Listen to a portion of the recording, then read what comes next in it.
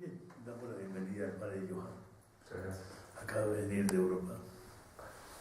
Estaba haciendo un curso allá de exorcismos, pero de una manera yo diría que muy ortodoxa, ¿no? Y entonces nos podría, claro está, comunicar muchas cosas, pero primero vamos a hacer la lección divina. Bien, pidamos al Espíritu Santo que nos ilumine, que nos guíe para descubrir en su palabra su acción salvadora, santificadora. Estamos cercanos a Pentecostés y es la unción del Espíritu sobre la Iglesia, sobre cada uno de nosotros. Sintámonos invadidos por ese Espíritu. Esto le pedimos al Señor para que nos dé la gracia de hacer este ejercicio y encontrar en él una ruta, un camino para nuestra vida cristiana.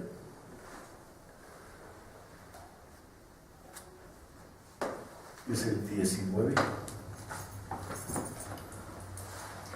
Hechos 2:1. ¿Cómo?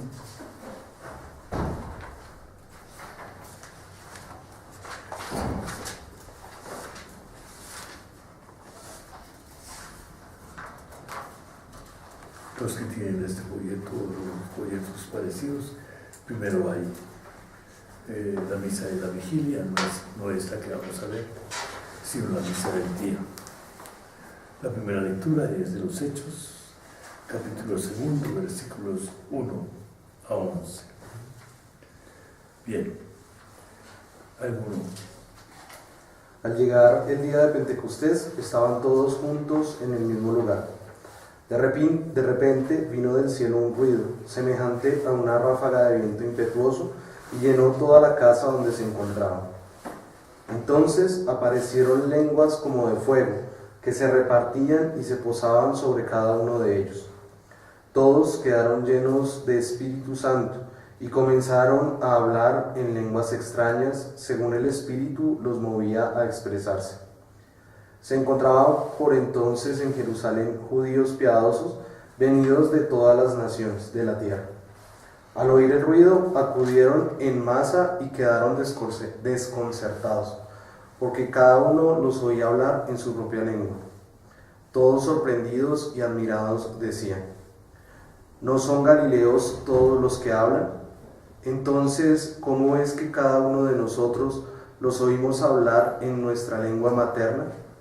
Partos, medos, elamitas, y los que vivimos en Mesopotamia, Judea y Capadocia, el Ponto y Asia, Frigia y Panfilia, Egipto y la parte de Libia que limita con Cirene, los romanos que estamos de paso, judíos y prosélitos, cretenses y árabes, todos los oímos proclamar en nuestras lenguas las grandezas de Dios. Bien, conocemos ese texto, nos narra la llegada del Espíritu sobre la Iglesia allí en Jerusalén. Hacemos siempre la primera parte de la lectura, entonces es despejar un poco las posibles dificultades que tenga el texto. ¿Habrá algo?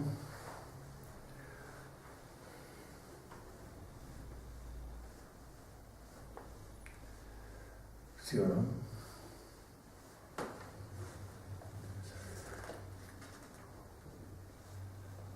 ¿Cuántas personas había? No dice, ¿no? Todos juntos. Y antes, no diría antes, ¿no? En el capítulo primero. No sé. Las pinturas que tenemos de Pentecostés, allá en Ciudad Bolívar hay una muy bonita, ¿no sé? ¿Quiénes están ahí en esas pinturas? Los apóstoles. Los apóstoles. Y la Virgen María. La de la Virgen también, en algunas pinturas, no en todas. ¿Y qué dice el texto, sin embargo? Váyanse un poco atrás al capítulo 1, por ahí, versículo 14, que dice: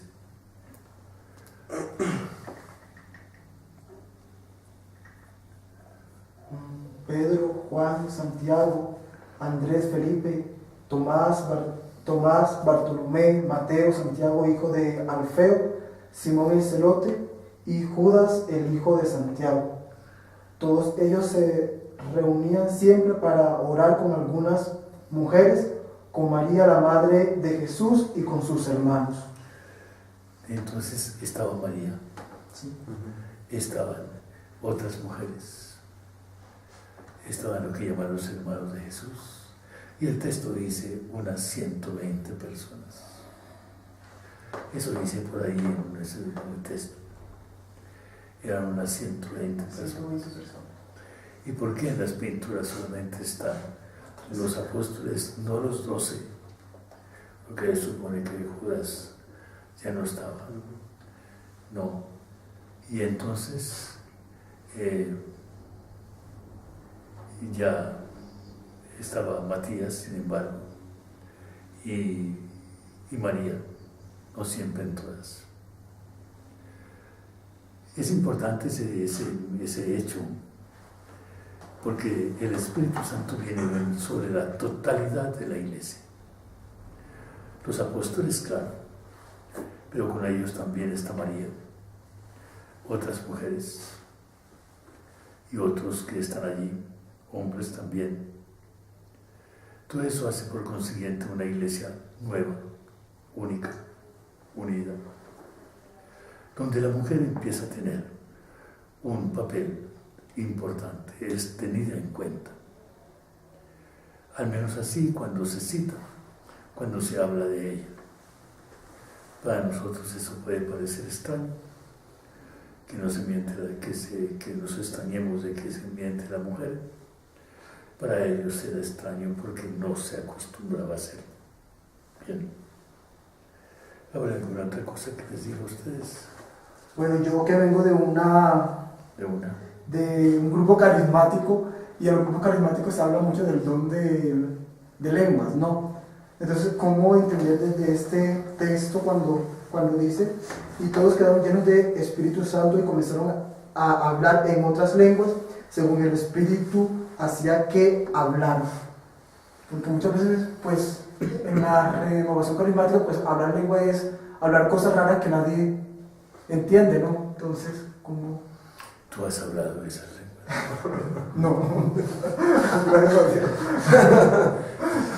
Yo alguna vez oí y no entendí nada. Faltó el traductor que lo pedía San Pablo.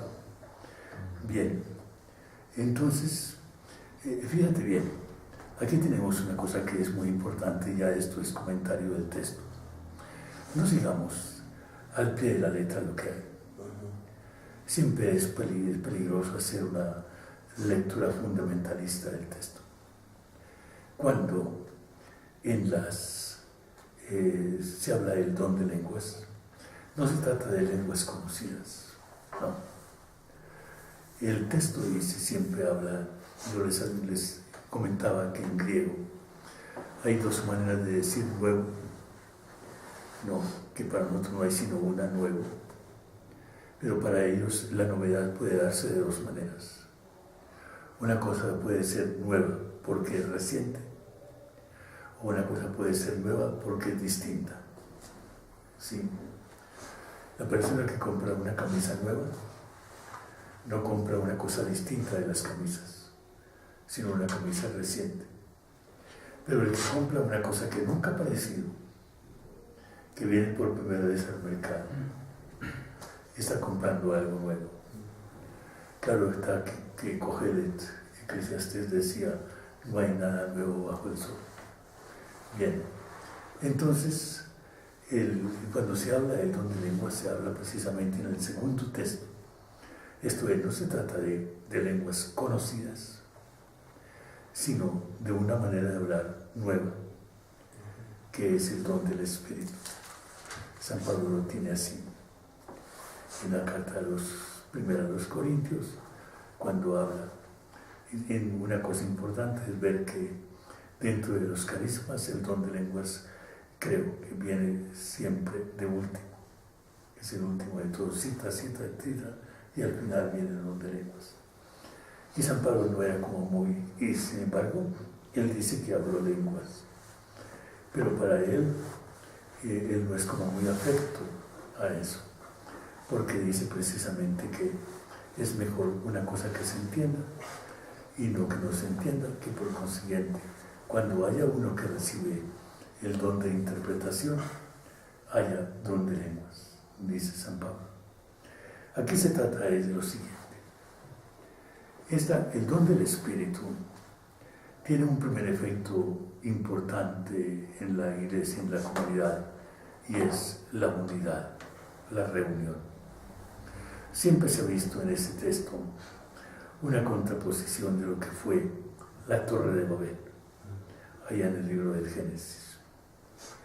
Allá la humanidad se dispersó, y se dispersó en parte por la lengua. Aquí la humanidad se reúne y todos entienden lo que se está diciendo, una lengua, una superlengua se diría, no, que la se reúne a todas y cada uno entiende. Entonces ahí hay eso. Inmediatamente después de que habla de eso, hay una lista de pueblos. Hay regiones y hay pueblos. Cuando se trata de pueblos, hay 12 pueblos ahí, en esa lista que hay. ¿Eso qué significa? El número 12 es un número que hasta cierto punto indica totalidad. Las 12 tribus de Israel eran la totalidad del pueblo. Y ese número 12 pasó al Apocalipsis, a la Apocalíptica, para indicar precisamente eso. El 12 por 12, 144 y demás. Eso significa por consiguiente que ahí está todo el mundo conocido de entonces. Están representados en Jerusalén. No vamos a decir, bueno, usted de dónde es, ustedes ya llevando una lista y que estén todos los pueblos, no. Lo que se quiere decir es que el Espíritu Santo llega sobre toda la iglesia y se derrama. Ese Espíritu Santo va hacia toda la humanidad. Toda la humanidad se beneficia a través de la iglesia de ese don del Espíritu. Porque todos entienden lo que se está diciendo. Y empieza ese interrogante que se hacen ellos. ¿Qué hay de nuevo? No son estos galileos los que están hablando. Entonces, ¿por qué los vamos a hablar cada uno en nuestra lengua propia? Como quien dice, hay una lengua una, bueno, que es la lengua del Espíritu, esa lengua que une a todos los cristianos. Y entonces aquí hay inmediatamente después empieza la lista de los partos, medos, etc. No vamos a hacer un estudio de geografía ahora, porque no, y sobre todo los siglos y todos están en capacidad de decir dónde estaban los partos y dónde estaban los medos. No, bien, nada, no sé. Bien, sí han oído hablar de Irán y de todo esto y de todas esas partidas, por allá. Bien. Entonces, la primera lectura nos dice todo esto nuevo. Están reunidos toda la iglesia en espera de algo. ¿Cómo se manifiesta esa espera? ¿Cómo se manifiesta lo que llega? A través de una teofanía. Una teofanía es una manera de decir, aquí está Dios, se presenta Dios. No lo vemos, pero hay los signos de su presencia. ¿Cuántos signos hay ahí? En primer lugar está un ruido grande, estruendo llama este. No, que venía del cielo. O sea, que viene de parte de Dios. La palabra cielo casi que puede equivaler a Dios. Viene de Dios. Un viento huracanado. El viento. El viento es el signo del Espíritu. La palabra viento, ustedes saben muy bien, se dice espíritu. es exactamente neuma. ¿No? Ustedes han tenido neumáticos y todo lo demás y muchas cosas que funcionan con viento, ¿no? Y tenemos viento nosotros, los pulmones son puro neuma, absolutamente, ¿no? Y cuando uno se enferma de los pulmones, de que tiene un problema neumático también por allá adentro. Bien, entonces el neuma, el espíritu aparece. Pero este espíritu como signo de la presencia de Dios. Vieron aparecer como, bueno, un viento huracanado, resonó en la casa donde se encontraban. Vieron aparecer como lenguas de fuego que se repartían y se posaban sobre cada uno. El fuego igualmente es signo de la teofanía. Entonces hay 3 signos de teofanía que son el estruendo con el viento huracanado, uno, luego inmediatamente después el viento huracanado, primero el estruendo, el viento huracanado y luego el fuego, 3 signos que tenemos allí. Se posaba sobre cada uno, o sea, todos recibieron el Espíritu. Eso es importantísimo. Por eso les decía al principio, pensemos, ¿quiénes estaban ahí? Estaba esa iglesia primitiva donde María tiene un puesto excepcional, donde hay unas mujeres, donde hay de todos. Cuando se habla de los que están ahí presentes, dice, romanos estaban al final. Decía, peregrinos de Roma, judíos y convertidos al judaísmo. La lectura que hizo Víctor hablaba de prosélitos. ¿Quiénes eran los prosélitos? Los prosélitos eran no judíos, paganos, que entraban al judaísmo. Había 2 clases, unos que se mantenían un poco lejanos como simpatizantes, se nominaba, y dice el texto, los piadosos, y estaban los prosélitos, estaban los piadosos, oían y demás, pero no se comprometían. Estaban los prosélitos que sí se comprometían. Ellos, sin ser judíos, entraban al judaísmo.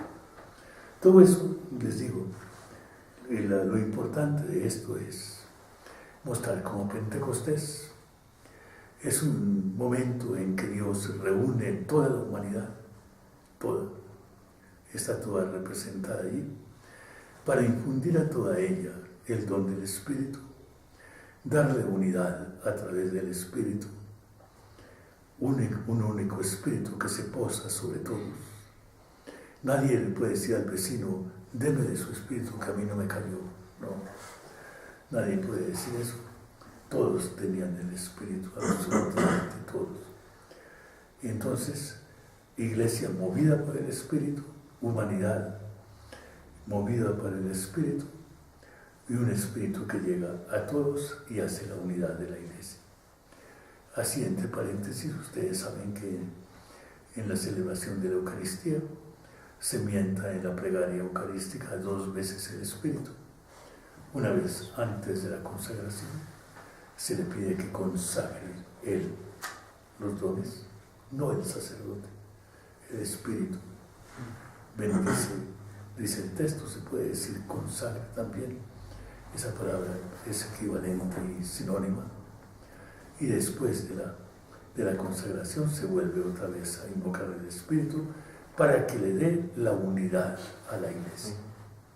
Esa es la acción del Espíritu, la unidad de la iglesia. En Babel, la iglesia, el mundo, la humanidad se dispersa. Vienen las rencillas, vienen las guerras, viene todo lo demás. En Pentecostés la humanidad se reúne. Bien, entonces pasemos a la segunda lectura. Corintios capítulo 12, versículo 3b a 7, y luego 12 y 13. Primera Corintios, capítulo 12. versículos 3b. Ya. Hermanos, nadie puede decir Jesús es el Señor si no es movido por el Espíritu Santo. En la iglesia hay diversidad de carismas, pero un solo Espíritu. Hay diversidad de ministerios, pero un solo Señor. Hay diversidad de actividades, pero un solo Dios que lo realiza todo en todos. Y las diversas manifestaciones de la acción del Espíritu en cada uno se dan para el bien de todos. El cuerpo humano es uno solo, pero tiene muchos miembros. Y los miembros, a pesar de ser muchos, forman todos un solo cuerpo. Pues bien, eso es lo que sucede con Cristo. Porque por obra del único Espíritu, todos nosotros, judíos o no judíos, esclavos o libres, al bautizarnos nos hemos unido a ese único cuerpo y a todos se nos ha dado a beber de ese único Espíritu. Bien. Entonces, en el contexto de la iglesia primitiva en Corinto, viene este texto que refleja lo que la iglesia vivía. Importante. San Pablo hace una radiografía de lo que la iglesia vive en ciertas dimensiones, no todas, no es todas las dimensiones, de las reuniones. Bien, se cita el Espíritu. ¿Habrá alguna cosa que necesite alguna explicación especial dentro de ese texto?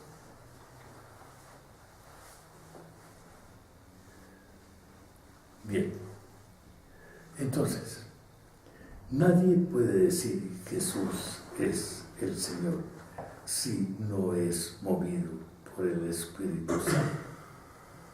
Esa frase es absolutamente clave de la acción del Espíritu. Nadie puede decir, puede hacer la confesión de fe. Nadie puede, por consiguiente, hacer un acto de fe. Y ese acto de fe está en 4 palabras. Jesús es el Señor. Importantísimo. Jesús. Alguna vez les he hablado que los 3 nombres con que designamos a Jesús, que son Jesús, Cristo, Señor, son distintas. Son 3 nombres distintos. No son exactamente el mismo nombre para una persona. Jesús es su dimensión humana. Es el hombre, el miembro de una familia, de una sociedad. Es el nombre con que era conocido en su pueblo. Ese es Jesús. Cuando María lo llamaba en la casa para el almuerzo, decía, venga Jesús. Ese. Nunca le dijo, venga Cristo. Ni le dijo, venga el Señor, sino Jesús, ven. Hágame esto, bárrame esta casa, esta pieza, porque también hacía eso. Bien, entonces Jesús, esa dimensión. Cristo ya es la misión. Ese hombre tiene una misión. Y esa misión es la de Mesías, la de un ungido, para una tarea que le pide el Padre Celestial. Bien, ¿cuándo recibió ese nombre de Cristo? El día del bautismo. Ese día fue ungido por el Espíritu. A partir de ese día lo llamamos Cristo. Y Señor es el nombre de que recibe en la resurrección. Es la afirmación de que Jesús es Dios. Que Jesús recibe el nombre de Dios, un nombre privativo de Dios. Y ese nombre no solamente es un distintivo, sino un constitutivo. No solamente lo distingue a él de otros, sino que dice quién es, qué es. Y por consiguiente, el gran acto de fe que podemos hacer es ese. Jesús de Nazaret es el Señor. O sea, es aquel que tiene que es una presencia viva de Dios en medio de nosotros, Salvador. Ese hecho no nos viene por un estudio, no. Muchos han estudiado esto y no han llegado a la fe. Muchos han leído y no han llegado a la fe. Pero pronunciar esa frase, Jesús es el Señor, y pronunciarla como nuestro acto de fe, eso no es obra humana, sino es del Espíritu. Nadie puede decirlo si no es movido por el Espíritu Santo. Movido, o sea, empujado, no, o sea, arrastrado, como dice, por el Espíritu Santo, por el poder, por la fuerza del Espíritu. Importantísimo en nuestra vida cristiana, en nuestra vida de fe. Esa frasecita es importantísima. Él es el que nos da el creer, el acto de fe. Pidámosle al Señor siempre que nos dé ese don de la fe, de decir Jesús es el Señor. Inmediatamente después San Pablo les dice a los corintios, en la iglesia hay diversidad, muchos ministerios y muchos servicios. Aparece la lista, como aparece en los seminarios, fulano se encarga de la puerta, fulano se encarga de la luz, fulano se encarga del aseo, fulano se encarga del fuego, así, ministerios. Pero hay unidad. ¿De dónde viene la unidad? Fíjense bien, hay 3 palabras aquí importantes. Un solo Espíritu. Espíritu Santo no hay sino uno. Diversidad de ministerios, pero un solo Señor. ¿Quién es? Cristo. Aquí tenemos una cosa que yo les he dicho algunas veces y no estoy de acuerdo muchas veces yo con las traducciones que hay, porque confunden Señor con Dios, Señor con el Padre. El nombre propio de Jesús es Señor. En la oración pidamos a Dios nuestro Padre que bendiga con todos y repitamos, Señor, escuchemos. Primero decimos Dios y después decimos Jesús, escuchemos. Porque Señor es título de Jesús. Siempre si cimentamos a Dios, sigamos con Dios. Cimentamos Dios Padre, sigamos con el Dios Padre. Siempre. Porque al final termina por Jesucristo, ¿no? Claro, la oración termina por Jesucristo. Nuestra oración se dirige a Dios. Entonces el Señor. Hay diversidad de actividades, pero un solo Dios. Ese Dios es el Padre. Y están las 3 personas, el Espíritu, el Señor que es Jesús, el Verbo, la palabra hecha carne, y está Dios que es el Creador, el Padre de todos. Y eso es lo que da unidad a la Iglesia. Los ministerios no dan unidad a la Iglesia. El Papa ha insistido mucho en estos días sobre todo. Decía, los ministerios son diversos, las oficinas son diversas, los encargos son diversos, pero la unidad hay que buscarla allí, en el Espíritu, en el Señor, en el Padre. Hay que buscar la unidad en todo lo demás. Y entonces va la comparación del cuerpo, esa comparación del cuerpo en que hay diversidad y unidad. Mucha diversidad y una perfecta unidad. Todos están al servicio de una sola causa, todos los demás para hacer ese único cuerpo que tenemos precisamente ahí. A mí me gusta ver igualmente en esto que San Pablo no en este texto, sino en otros textos. Nos dice igualmente, nos dice 4 cosas que yo repito mucho del Espíritu. Primero, la confesión de fe. En segundo lugar, la esperanza. La esperanza nos viene del Espíritu. El Espíritu es nuestra esperanza. Allá en la carta de Efesios, al final del capítulo 1, por allá adelante, se nos dice que el Espíritu que nos dio las arras del Espíritu. ¿Qué son las arras?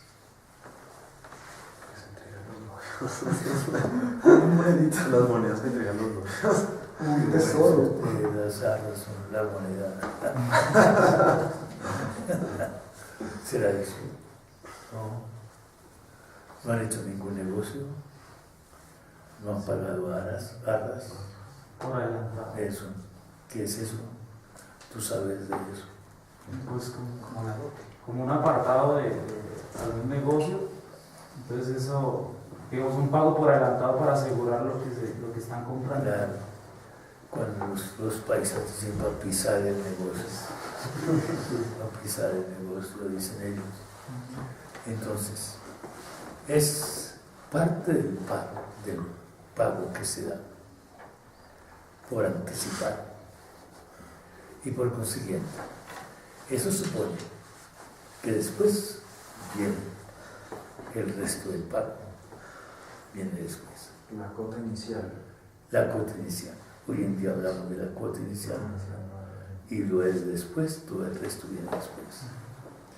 Esa cuota inicial abre el camino de la esperanza. El que da la cuota inicial ya tiene esperanza. El que va a comprar una casa y da la cuota inicial, ya pisó el negocio y dice, esa casa es mía. Todavía no la tengo, pero ya la tengo asegurada. Eso se llama esperanza. ¿Quién lo hace? El Espíritu.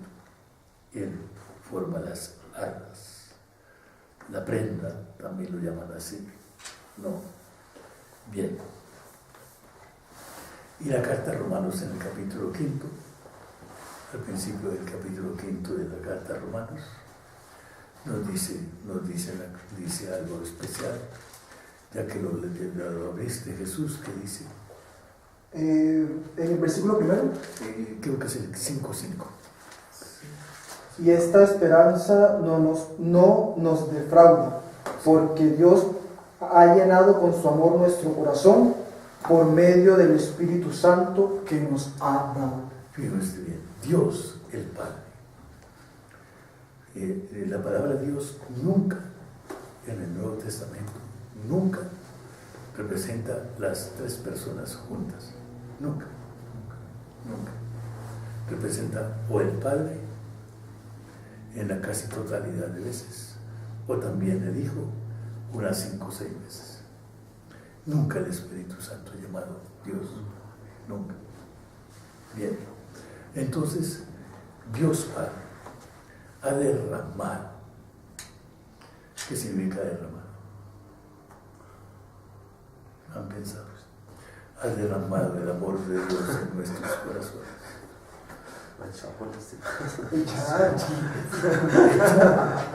Derramar es echar por encima de la capacidad. Una cosa se derrama cuando va más allá de la capacidad. Si yo lleno este vaso por encima y se riega, lo he derramado. ¿Qué significa eso? Que el don de Dios es más que toda nuestra capacidad. Los dones de Dios son más que nuestra capacidad. Nunca podemos agotar la capacidad del amor de Dios. Nunca. El amor de Dios ha sido derramado en nuestros corazones por el Espíritu Santo que se nos da. Por consiguiente, el Espíritu tiene un papel importante en la fe para decir Jesús es el Señor, un papel importantísimo en la esperanza. Él son las armas. Estamos viendo ya en cuota inicial lo que Dios nos va a dar en totalidad. Y en tercer lugar, el amor, la caridad, es obra del Espíritu. Esos 3 puntos son importantes y hay otro que es la oración. La oración. Cuando en la carta a Romanos, en el capítulo 8, dice Dice San Pablo, dice que el Espíritu ora en nosotros con gemidos inefables. Ora en nosotros con gemidos inefables. El Espíritu ora en nosotros con gemidos inefables. Nos dice, ¿qué significa inefable? Que no se puede expresar con las palabras. Que no hay palabras para expresar. No hay ninguna palabra para expresar.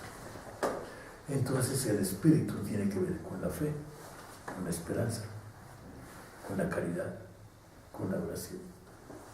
Ese es el Espíritu. Bien. Y entonces el Evangelio, ya el texto del Evangelio está tomado del capítulo 20 de San Juan, el día de la resurrección según San Juan. ¿Qué nos dice ese texto del día de la resurrección según San Juan? Lo vamos a leer.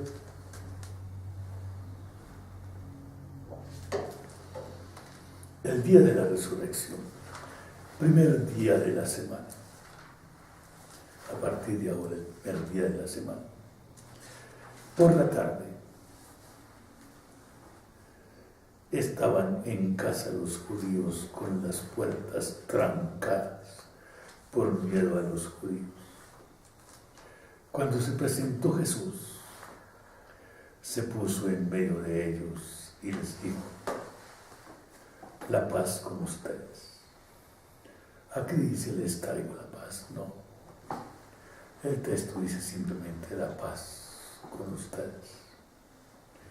Dicho esto, les mostró las manos y el costado.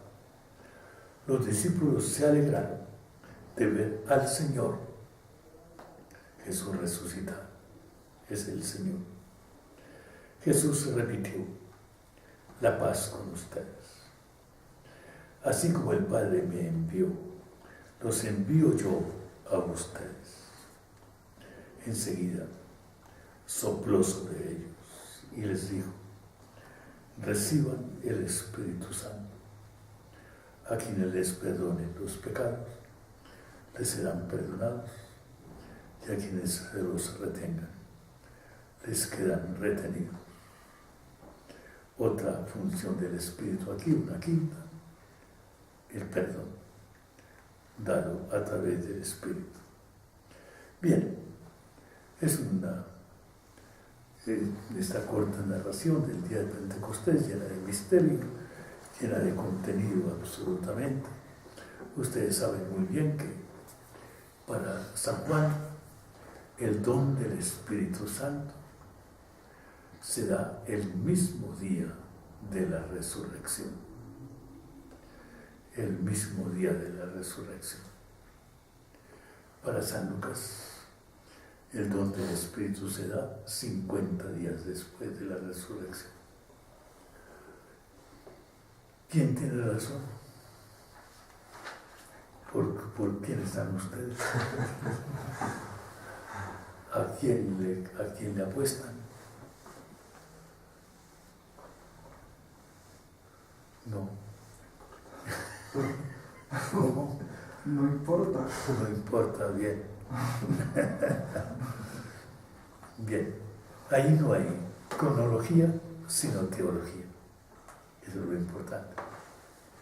El Nuevo Testamento no nos habla de una cronología, sino de una teología.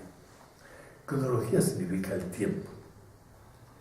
O sea, si fue el día de Pentecostés, si es 50 días después. No es así. Se trata de dos visiones teológicas importantes, válidas ambas, representadas así. La primera, la de San Juan, conexión profunda entre la glorificación de Cristo y el don del Espíritu, tan inmediato que se da el mismo día.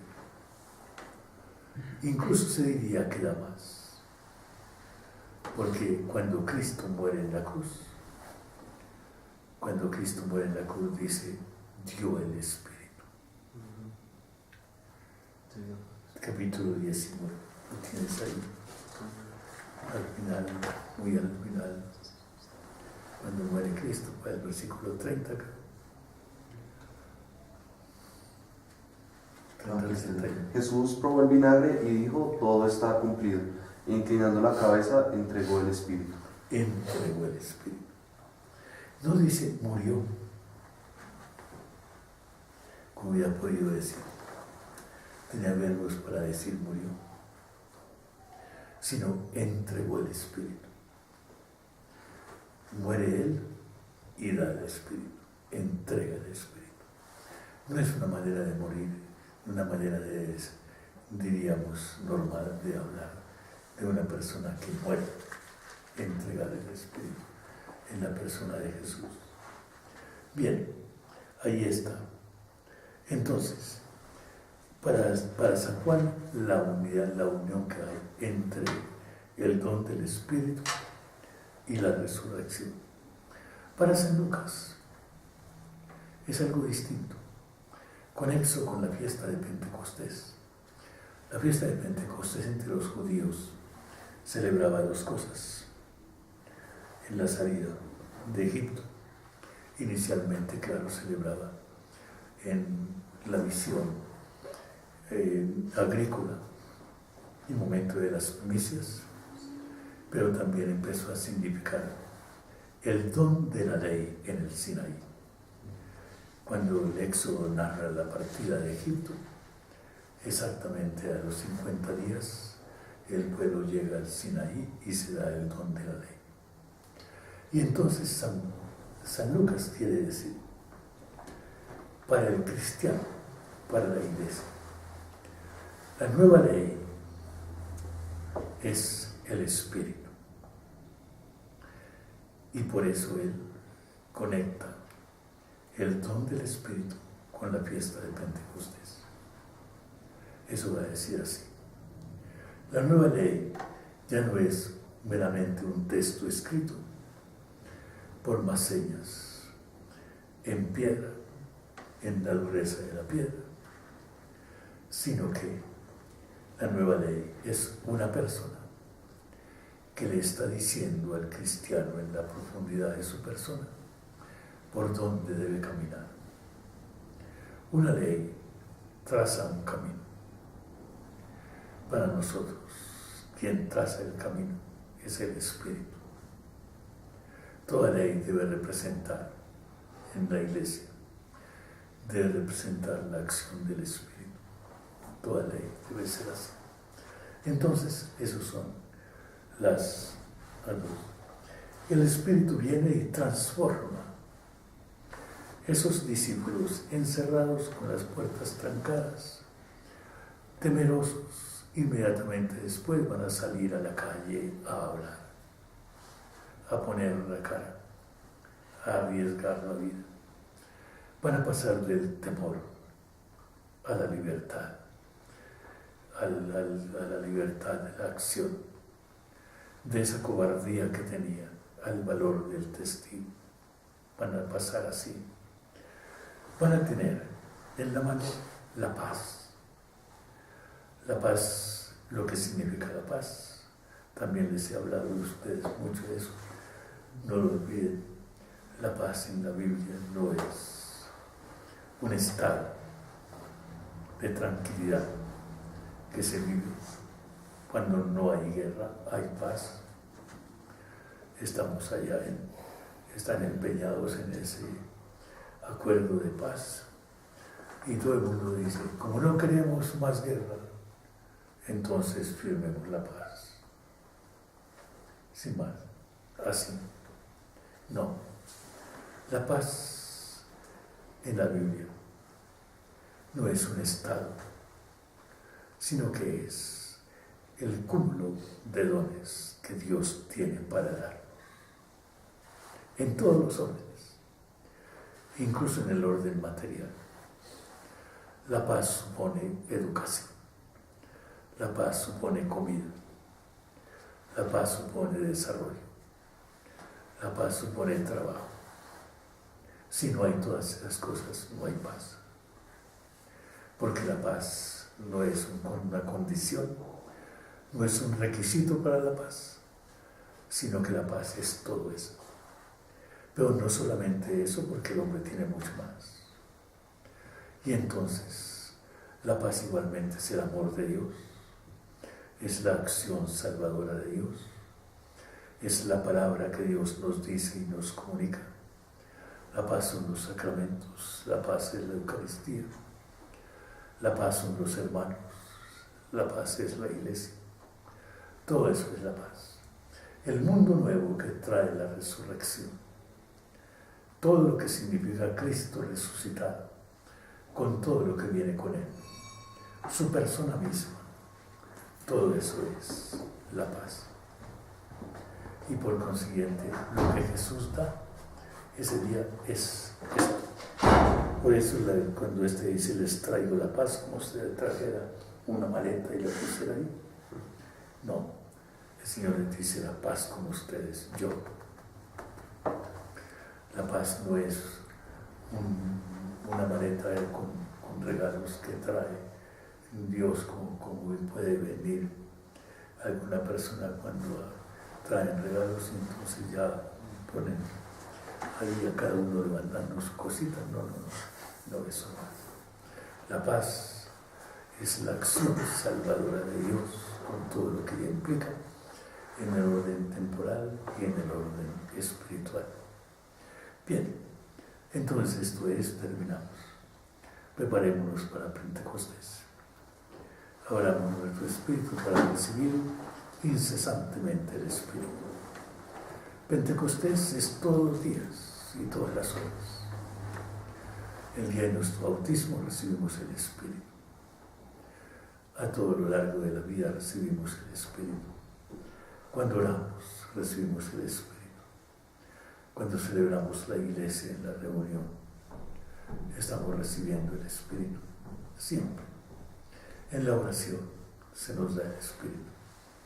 Pentecostés es siempre, todos los días. Y sin ese Espíritu no podemos ser realmente discípulos. Sin ese Espíritu no podemos realizar la vida cristiana como debe ser. Queremos, Señor Jesús, que vivas y reines entre nosotros. Nos bendiga con su La Santísima Virgen María. Amén.